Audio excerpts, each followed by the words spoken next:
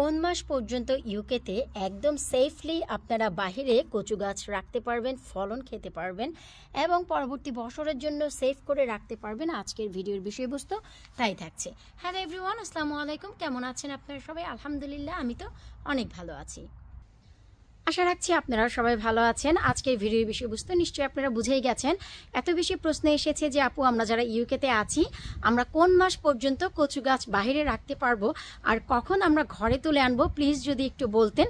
তো এই প্রশ্নটি পাওয়ার পর চিন্তা করলাম, জি হ্যাঁ, আমরা ইউকেতে যারা থাকি তারা চাইলেই 12টি মাস ভরে কিন্তু কচু গাছ বাইরে রাখতে পারি না।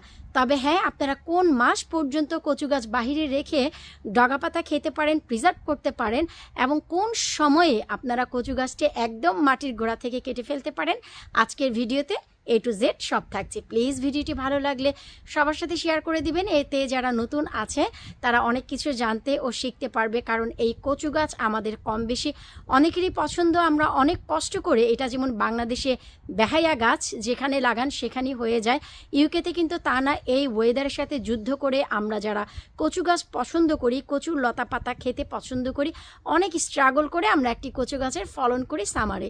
তো এই ফলনটি আপনারা কিভাবে পরবর্তী বছরের জন্য ধরে রাখবেন এবং কোন মাস পর্যন্ত খেতে পারবেন, চলেন কথা না বাড়িয়ে চলে যাচ্ছি আমরা সরাসরি মূল ভিডিওতে। শুকর আলহামদুলিল্লাহ, এই যে দেখতে পাচ্ছেন আমার পুকুর পাড়, আপনাদের নিশ্চয়ই মনে আছে আমার পুকুর পাড়ে হরেক রঙের কচু গাছ রয়েছে। তো চলেন আমরা একটু একটু করে সামনে যাই আর আপনাদের সাথে শেয়ার করি। আপনারা সবাই জানেন যে এটি অক্টোবর মাস একদম শেষ। তো অক্টোবর মাসের শেষেও দেখেন আমার কচু গাছের অবস্থা। এটি হচ্ছে সুরমা কচু, কালো কচু বা মিষ্টি কচু বা দুধ কচু, যেটাই বলেন না কেন আপনারা। সাইড থেকে কিন্তু অজস্র বাচ্চা বের হয়েছে। এই যে দেখেন, এই যে কচু গাছের ফলনটি অসাধারণ আছে অক্টোবর মাস পর্যন্ত।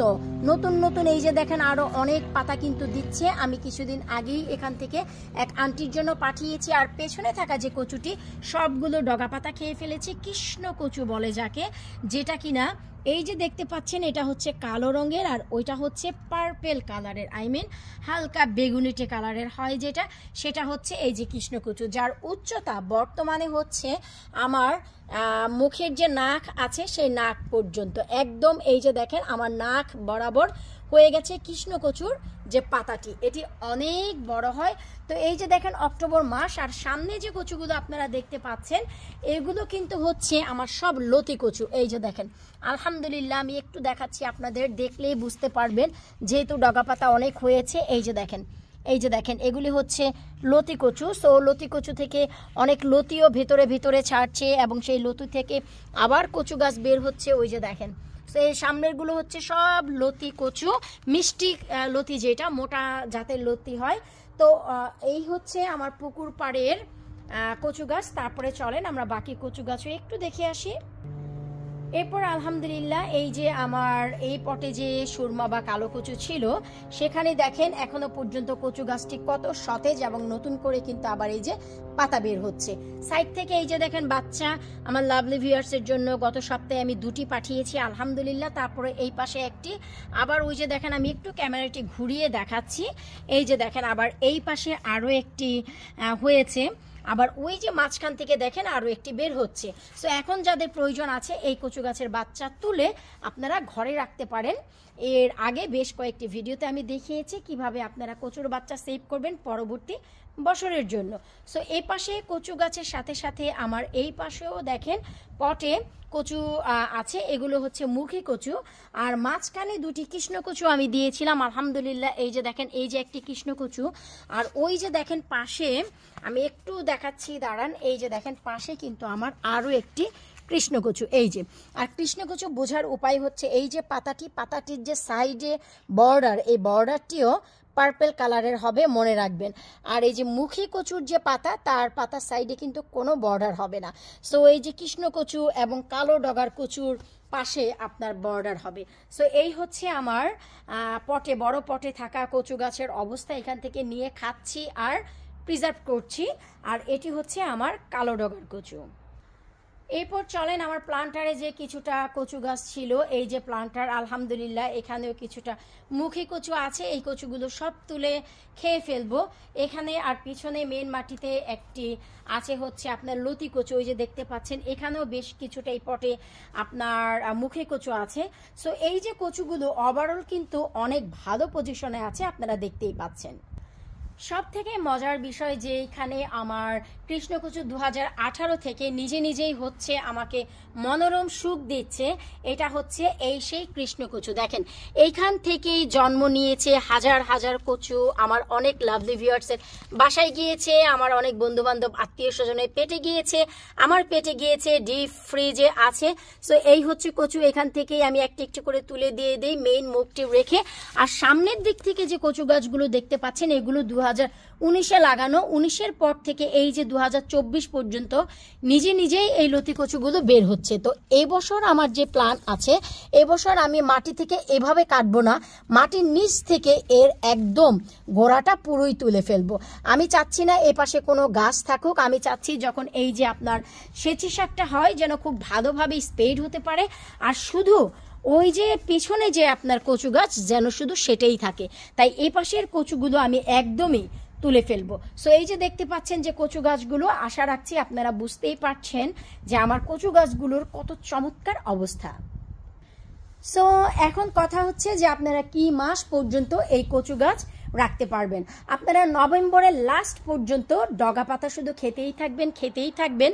আর হচ্ছে যখন দেখবেন নভেম্বর মাসের শেষ পর্যায়ে 30 তারিখ বা 29 তারিখ, তখন আপনারা কি করবেন, এই কচুগুলোকে একদম গোড়া থেকে, আমি শুধু একটু দেখাচ্ছি, এই যে দেখেন এই যে একদম গোড়া থেকে কেটে ফেলবেন। গোড়া থেকে কেটে এর উপরে গার্ডেনে যদি ঘাস কাটেন ঘাস, অথবা ঠিক 2 ইঞ্চি পুর করে মাটি দিয়ে রাখবেন। সেটা যে কম্পোস্ট মাটি হতে হবে তা না, নতুন মাটি না, পুরনো যে কোনো পট থেকে এখানে ঢেলে রাখবেন, যেন এই যে কচুর মুখটা একটু মাটির নিচে চাপা পড়ে থাকে, এতে করে যে এদেশে ঠান্ডা বরফ ফর্সড হয় সেখান থেকে বেঁচে যাবে আপনার এই কচুর মেন মুখটা। পরবর্তী বছর ঠিক এইখান থেকে আপনি কচু পাবেন। আর আরও একটি কথা, এই যে দেখতে পাচ্ছেন বাচ্চাটি, এই বাচ্চাটিকে আপনারা যা করতে পারেন একটি পটে ঘরে রেখে দিতে পারেন। তারপর এই পটের যে এই কচুটি আপনারা আগামী সামারে মেন মাটি অথবা বড় পটে দিয়ে দিলেই এখান থেকে আবার শত শত বাচ্চা আপনারা পেয়ে যাবেন। আমি এই বাচ্চাটি তুলে নেব। আর ওই যে দেখতে পাচ্ছেন কৃষ্ণকচুর যে বাচ্চা, এই বাচ্চাটি কিন্তু আমি তুলে ঘরে রেখে দিব আগামী বছরের জন্য, কারণ কৃষ্ণকচুর জন্ম এখানে হয়েছে এবছর প্রথম আমি লাগিয়েছি।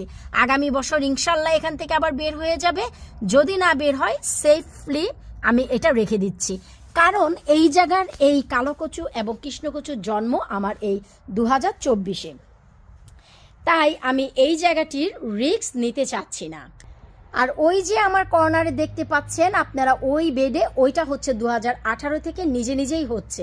তো ওইখানে যেহেতু হচ্ছে ওইটাও কৃষ্ণকচু, আর ওইটার বাচ্চাই কিন্তু ওই যে পিছনে সেটা। তো আমি চাই না যে আগামী বছর রিস্ক হোক এখানে যদি আমার কোনো কচু না ওঠে, তাই আমি যে কাজটি করব, এই বাচ্চাটি ঘরে রাখবো, যেন আগামী সামারে আমি ঠিক এই জায়গাতেই আবার কচু গাছের বাচ্চা দিয়ে দিতে পারি। ঠিক এই রকমই মনোরম যেন আমার কচু গাছ হয়ে যায়। আশা করব আপনারা আপনাদের প্রশ্নের উত্তর পেয়ে গেছেন যে কোন মাস পর্যন্ত আপনারা কচু গাছটি বাহিরে রাখতে পারবেন। আপনারা নভেম্বরের লাস্ট পর্যন্ত কচু গাছ বাহিরে রাখতে পারবেন, কোনো সমস্যা হবে না। ফার্স্ট পড়বে নভেম্বর মাসে ইউকেতে ফার্স্ট 2 উইকস, কিন্তু ফার্স্ট পড়ে, ফার্স্ট উইকে না পড়লেও সেকেন্ড থার্ড উইকে ফার্স্ট পড়ে। সেই ফার্স্টে আপনার কচু গাছগুলো কিছু হবে না, ট্রাস্ট মি। আমি কিন্তু এইভাবেই প্রতি বছর ফলন করি। 2017 থেকে আল্লাহ পাক আমার রিজিকে কচু রেখেছে, আমি তখন থেকেই 2024 পর্যন্ত কচু খেয়ে যাচ্ছি আপনাদের অশেষ মেহেরবানিতে এবং আপনাদের দোয়ায়। লাবণী কিচেনের গার্ডেনে অজস্র অনেক বাহারি কচু গাছ আছে, মুখী কচু, লতি কচু, দস্তা কচু, দুধ কচু, কালো কচু বা কৃষ্ণকচু। তো এত জাতের কচুর ফলন আমি ঠিক এইভাবেই করেছি যেভাবে আপনাদের এক্সপ্লেন করলাম। তো ভাই বিদায় নিচ্ছে আজকের মতন। নভেম্বর পর্যন্ত চোখ বন্ধ করে শুধু ডগা পাতা খান, মেন মাটি থেকে এখনও তোলার কোনো প্রয়োজন নেই। আল্লাহ হাফিজ।